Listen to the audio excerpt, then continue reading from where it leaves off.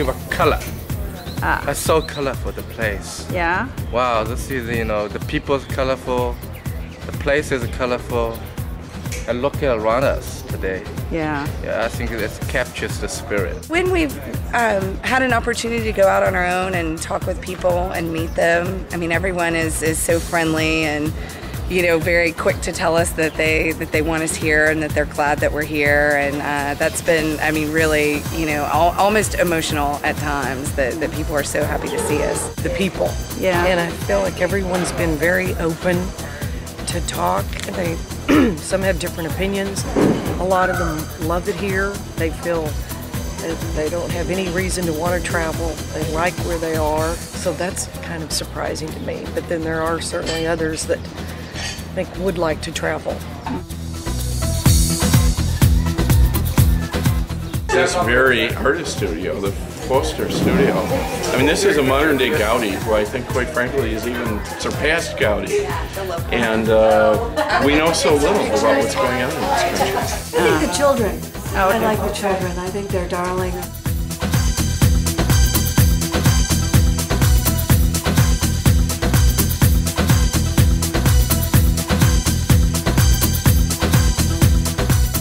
The warmth of the people, and that they seem to be very, very happy. Coming to this studio is an amazing experience. And also it's been fun to be part of such a group that appreciates the Cuban creative spirit and artistry. The history, the people who are here, the architecture, the art, I think has met and exceeded all of my expectations.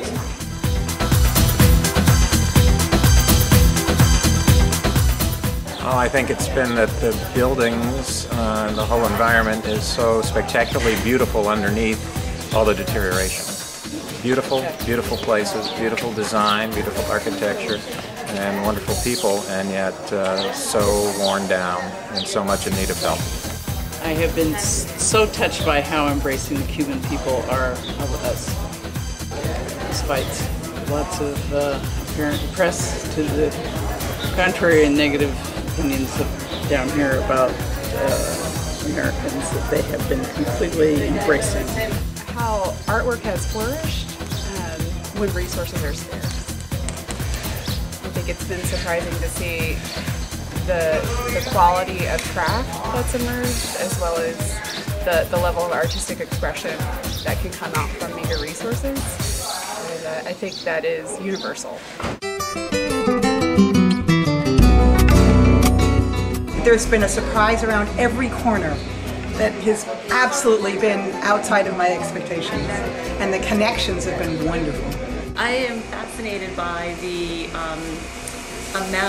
architecture and the amazing number of incredible buildings that are here. Certainly the people we've met are very upbeat about what's going on, the whole restoration of the old city. I'm very impressed about that. How they're trying to do it very accurately and trying to restore it to the way it originally was.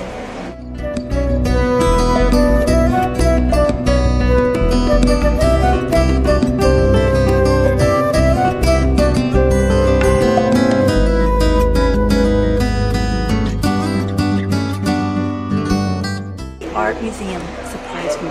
It was astounding, and the art in it was astounding, and pushy and questioning, and the people who worked there were amazing and knowledgeable and passionate about the art, and that's wonderful to see.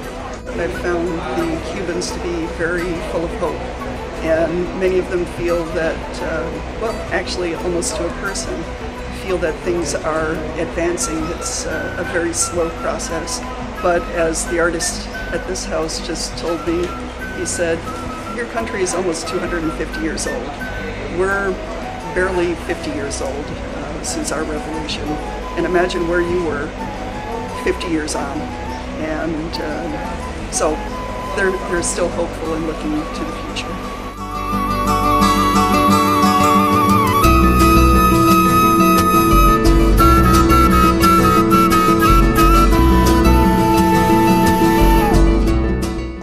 It's not too little too late, but there's very serious renovation to the city.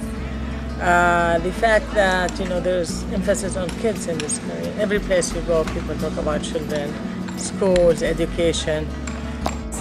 I've just been really pleased at how easy it is to be here and how friendly everyone we've met has been. Well, the first thing that comes to mind, I think, that I was not expecting was the sort of contrast between the elaborate architecture and just lavish buildings and how gorgeous they are, and then the fact that they're more run down than, you know, most buildings that I've seen anywhere. So those two things happening at the same time, I think, is probably something that I was not prepared for.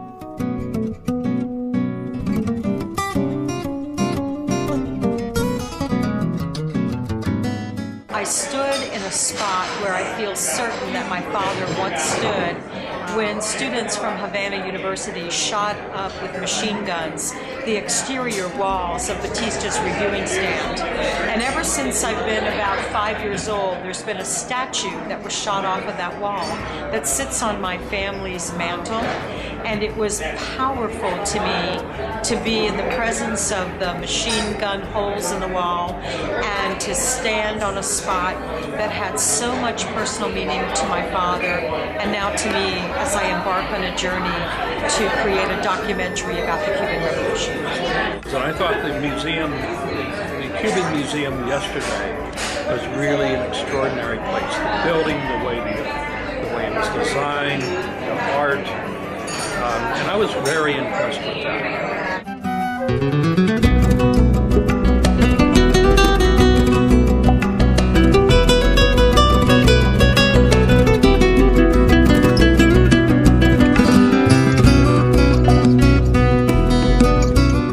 I had assumed wrongly that this city would be like a fly in amber, and it's not. It's very alive, very active.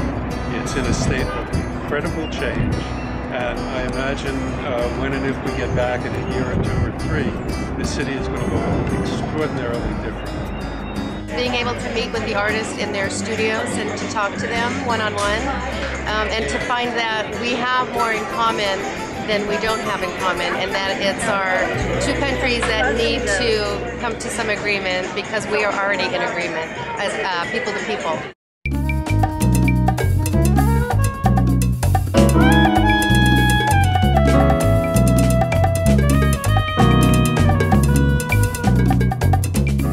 The beauty of the city and also of the people, and that everyone has been just extremely welcoming and friendly and gracious, and regardless if it's, you know, people that we were working with, of course all of the museum people that hosted us in their museums and toured us around, answered all of my questions, but also just people on the street that are just so happy to meet foreigners and to explain that there's no ill will between Cubans and Americans. I was most surprised by the evolution that the museums have made.